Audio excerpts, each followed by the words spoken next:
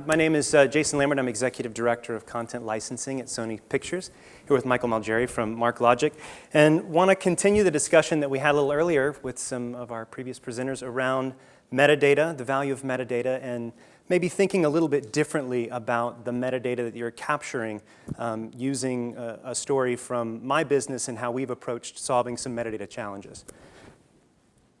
So first, a little bit about my business, what we do, what we're responsible for. So content licensing for us is licensing any ancillary media from the making of the motion picture or the television program down to pulling extracts from the motion picture and licensing that out. So if you want the entire movie, that's not us. But if you want any piece of the movie, if you want stock footage, if you want photos, if you want posters, that's where we come in, and we're licensing that to advertisers, documentary producers, other productions, print media, et cetera, you name it, B2B licensing, that's what we're responsible for. And as you can imagine, with all of that, we've got to be able to find the assets that we're looking for, right? So if you're looking for a poster, you need to be able to go into some DAM system and be able to research, what movie am I looking for, what actors do I need, et cetera. You've got a lot of great metadata, and we've got a lot of great DAM systems at Sony around posters and photos and behind-the-scenes photography. Same thing on the stock side. If you want a stock shot, you want the cruise ship or the freighter from Captain Phillips here, the Alabama Maersk. You just want that shot. It's generic. You need that. We've got great metadata around that. It's a simple shot. It's a shot of a boat. That's what you want in your production. When we get to searching for film clips or audio clips, the challenge gets a little bit more complicated because, well, for one, what I want in a film clip and what you want in a film clip, it's a little bit dynamic, right? So things are changing. It's cut to cut to cut. We think of movies in terms of scenes, in terms of moments, in terms of what's happening and what the emotions are that are being felt. So when we tried to build out a repository of film clips, we were really finding that we were limiting ourselves because we were maybe collecting all the clips from the EPKs or collecting the clips that certain marketing groups had already produced that they thought were the best moments, but it wasn't necessarily covering the entire catalog, and it wasn't dynamic, right? So we had a real challenge. We couldn't find or access any memorable moments because we didn't have an existing repository we could leverage somewhere else in the studio. We didn't have any of this metadata around these film clips other than a few limited EPK clips that we could sort of unearth and find in certain marketing departments. And there was no curated repository of film clip information that we could leverage in order to do this licensing business. So we thought, well, okay, we'll find some way of licensing all these film clips or creating metadata around all these film clips, but before we do, maybe we should evangelize this idea and talk about what it is that we're going to do and see if somebody else is interested in maybe getting on board and providing us some requirements. And what we found was that, yes, throughout the studio, throughout the post-production and the marketing life cycle of any of our feature films, groups are wanting to use film clips. They're wanting to use more than exists in the EPK. They're wanting to use moments for GIFs or put on Facebook pages or tweet them. But they had all of these challenges around how they were going to do that. They couldn't find any moments. So they would typically find a person who was really familiar with the film, and they would say, pick the 10 best moments. That person would pick the 10 best moments. They would route all those moments through a legal department. The legal department would look for all the restrictions that existed on that title. Can I use this for marketing? Can I not use this for marketing? They would approve some, deny some, and say, here you go, here's what you can use. Those clips would go out, and then 6 months later, another department would come along, have the same need. We need to find some clips so we can promote this on linear or on television or wherever it is that they needed to promote that title, and it would be the same process over and over again. Identifying clips, routing them through legal, figuring out what the restrictions were, and then publishing those clips back out. So we realized we had some additional challenges that we felt like we could roll into this project that was initially meant to service our content licensing business, but had a lot more of a lot broader appeal for the whole studio, and that was eliminating this duplicated effort for finding and repurposing clips and making the compliance activities around how we would repurpose these clips a lot simpler by collecting that data up front. And so what we came up with this repository of time-based metadata where we've got actors and transcripts and descriptive information and legal restriction all pulled together to support these numerous applications, not just in content licensing, but across the entire studio. And typically when I get to this part, a lot of people ask, what is time-based metadata? And I know in our audience here and watching online, a lot of you are in production and you understand the concept of timeline. But when we move into sort of the marketing and the distribution teams, they tend to think of data at the title level, right? So what is this movie? It's a superhero movie. What we wanted to get at was what are all of the various pieces and components that come together to make this piece of larger content what it is? And how can we start to extract those moments out and find additional value by taking those moments out of context, hence time-based metadata. So what is it? We think of the movie in terms of a timeline. It's a runtime. These are all the scenes that are going to happen as you move through the movie, and we want to set containers up against those movies that are specific to maybe the different facets of data that we think are going to be important, right? So we'll use some automated technology, right? Some AI to do facial recognition. Now, it would be great if we got this stuff at the beginning of the process and it all flowed through and every scene was identified from production and how it was assembled together and who was in it and where it landed. That would be great. But those systems don't exist. So our approach has been to say, okay, well, here's a finished title. How can we use some technology to rebuild some of this metadata at the back end and support all these business needs that we have, right? So we're using facial recognition to identify the actors and linking that to other information about the actor. Who did they play? What's their IMDb ID so we can link to other systems?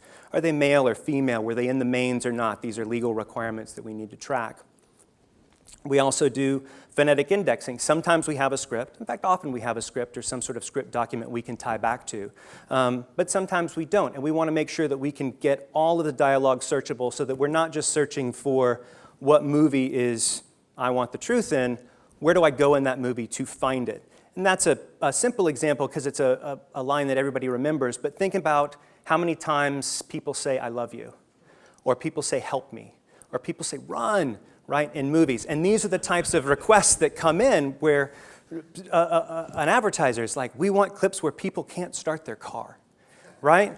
How do we find that? Or we want clips where people say, I love you. How do we find that? And not just which movie it's in. How do we get to that moment, right? So we start to build these layers on top of our film, right? We got where the actors show up. We've got where the dialogue shows up, and then we start to move into some of our manual curated process. And this is a frame from the Smurfs movie.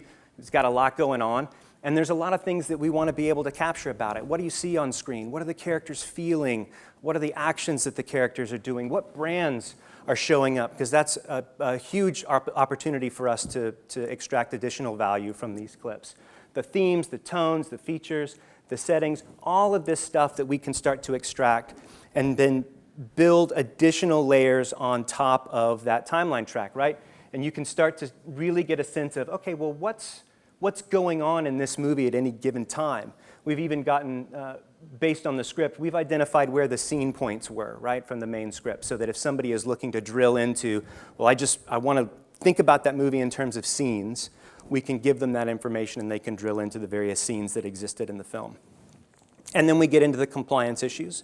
There's compliance-related issues around music. There's definitely a lot of compliance-related issues on the legal side, where in this example you've got, let's say the characters have some Nix logos, which were approved for use in the movie, but were not approved for any marketing or publicity associated with the movie, right? And that's where we start to, as a studio, run into some real issues with compliance if we start putting that clip out there as a piece of promotional collateral on Facebook, on Twitter, and that is included. Or Brooke Shields, who signed a release to be in the movie because she's sitting courtside at this Knicks game.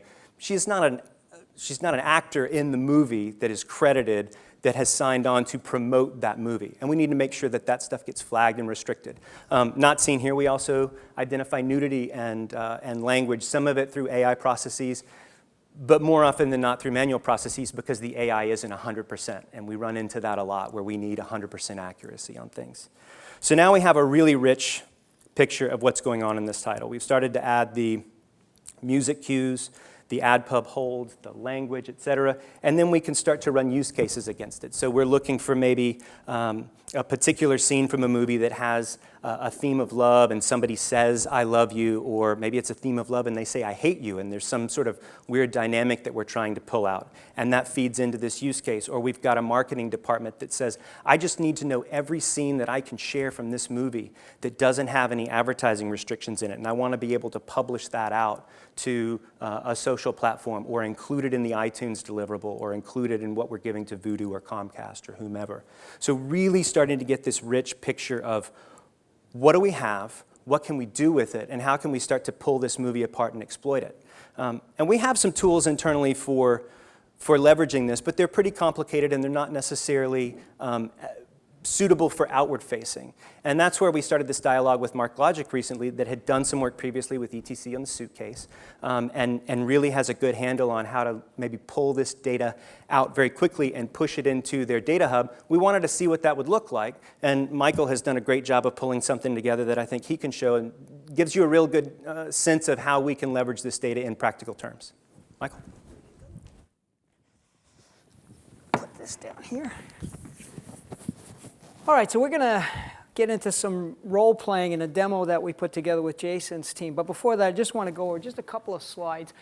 My title with MarkLogic is Principal Technologist. It's a cool title. But basically, I work, it's technical sales. I work with our account executives, and we talk to customers across different industries. Here we're at media and entertainment. And it always amazes me that it's very, very common requirements, whether it's healthcare, pharmaceutical, financial services, media and entertainment. And this is the problem, trying to get a 360 view of business entities. In some cases, it's customers. In this case, it might be the assets.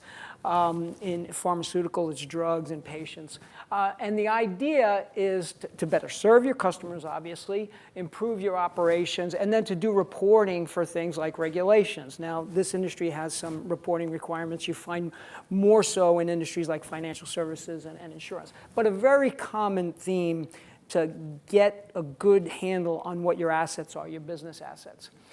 This data hub pattern is what underlies the demo that we're going to show you. It's kind of evolved from a data lake, which is a consolidation of data. As you move into the data hub pattern, you have more tools for ingesting data, as is going through this process of harmonizing, linking the same business entity that comes from different sources and doing some mastering. And governance is obviously a very important part of that. Who's allowed access to the data, what the lineage is.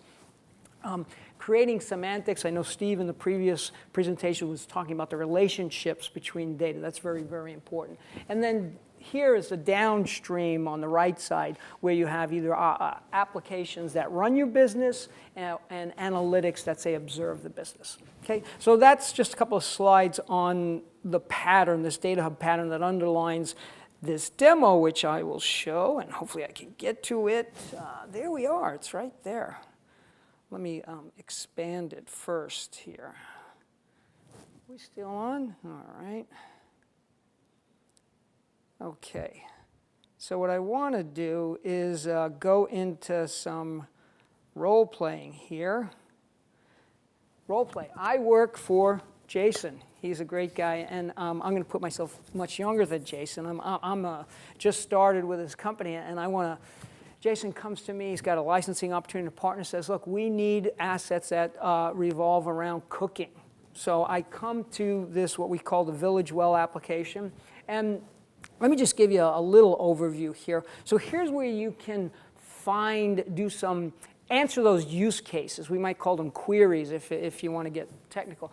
Find information about an asset that you're looking for. So this is almost like an Amazon app. You come, you have a search application, but instead of having clothes and electronics, you've got studio label, release year, games, and this is very flexible. So these are the facets under which you can browse. Here you have a text box where you could put in keywords or Boolean expressions, ands, or, nots, things like that. And then these are the dimensions that you could search. So Jason talked about the various themes or the tones. And within tone, you could have hundreds of different tones that you might want to search. So that's just a description of this application. So again, let's go back. I want to please my boss here. So he asked me for scenes for cooking.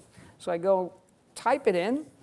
And right away, I come with a short list here. I've got 8 results, and I get some metadata here. It tells me how many scenes are in this particular movie, what the runtime is. I'm going to go ahead and click on one, and I go into a detail page here. So now I've got this timeline going from minute 0 or second 0 of the movie all the way out to about 2 hours and 15 minutes. And it shows me graphically where the scenes appear within this timeline. And the color coding has to do with rights, which ones I'm allowed to use for this licensing activity.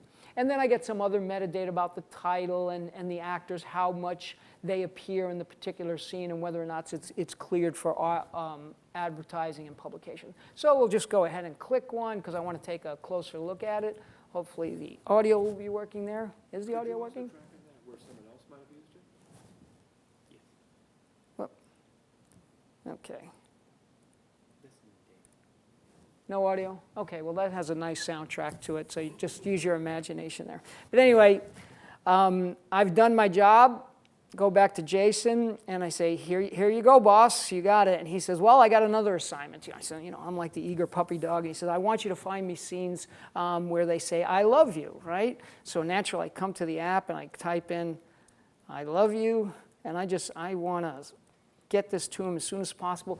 And I, again, go through the same sequence. But then I remember, you know what? Jason's a very detailed guy. He gave me some very specific instructions about this. So let me go back. He not only wanted scenes where they said, I love you, but they had to be romantic scenes. So I go in and I search. Now remember, this is a demonstration. You could have several hundred different tones in this case. So that's going to be a romantic scene. And I also want to exclude this. It's not going to be a funny scene, so we'll make a negative there.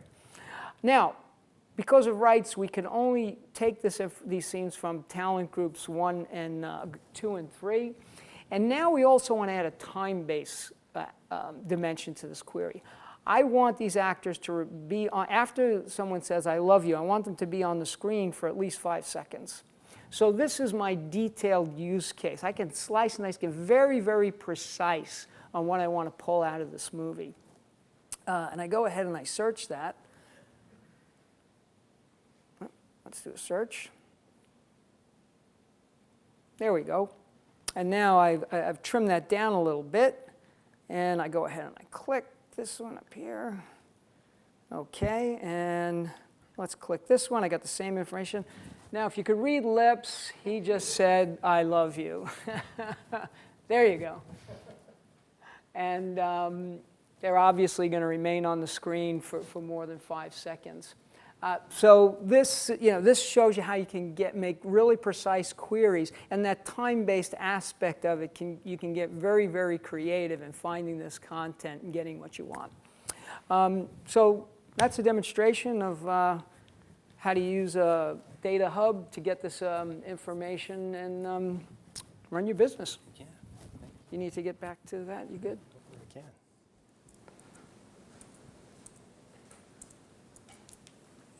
There we go. And so I'll close. There was actually a question when I sat back down about can you actually leverage when people use a clip and pull that back into the system to get a better understanding of what people are responding to. And that, I think, is exactly the point. Where we create this feedback loop, or when we create data for our film clip licensing business that helps us pick the content that goes into iTunes. Now that we know what's in iTunes by those categories, that helps us figure out what we want to promote on Vudu. It helps us understand what people are responding to, what we might be able to better promote on some of our marketing channels, how we're going to be able to promote things on Fandango, on YouTube, et cetera, and what people are going to respond to. And each time we're pushing content out, we're able to pull information about how users are consuming it back in to better understand our content and to better leverage it down the road. I always like to close with this quote that I found when I was reading some Greek, and don't ask me why I was, but I was. It's this idea that we really latched onto a long time ago when we first started this, because we knew that we needed this data in order to run our business, and we knew that maybe it existed in production or pre-production or post-production, but it just wasn't making its way to us. So we thought, how can we just get started? How can we just do a little bit to make our job a little bit easier? And we've added a little bit, and we've added a little bit more, and we've added a little bit more, and now we've got this great repository that all of the studio is able to use and leverage and unlock new use cases. So I thank you.